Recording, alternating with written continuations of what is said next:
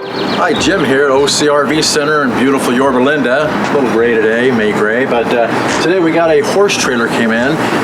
She had some puncture at the front panel on it and decided to go ahead and extend the diamond plate all the way to the top, considering getting a little gas on this side. So we're going to remove this one. You can see we're taking the rivets off here. We'll put a patch on from the back side, and then we'll diamond plate all the way to the top.